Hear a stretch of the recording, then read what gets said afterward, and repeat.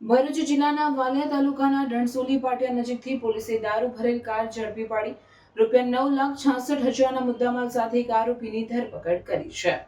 LCB ભરૂચના PSI R K Torani તથા તેમની ટીમ વાલિયા પોલીસ સ્ટેશન વિસ્તારમાં પેટ્રોલિંગમાં હતી. તે દરમિયાન તેમને બાતમી મળી હતી કે ચમારિયા ગામનો શૈલેષ વસાવા પોતાની સફેદ કલરની કારમાં વિદેશી દારૂનો જથ્થો ભરીને ડણસોલી પાટિયા તરફ જઈ રહ્યો છે. જેના પગલે પોલીસે તાત્કાલિક કાર્યવાહી કરીને ડણસોલી પાટિયા પાસે બાતમી મુજબની કારને રોકી તેની તલાશી લીધી હતી.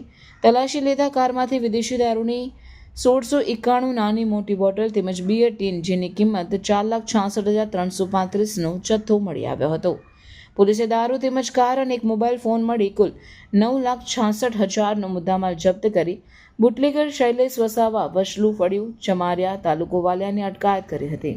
જ્યારે વાલિયાના આમલા ગભાણ ગામનો સતીશ વસાવા, ડોણસોલીનો રમેશ વસાવા અને કામરેજના લાલુ વસાવાને વોન્ટેડ જાહેર કરી કાયદેસરની કાર્યવાહી હાથ ધરી છે.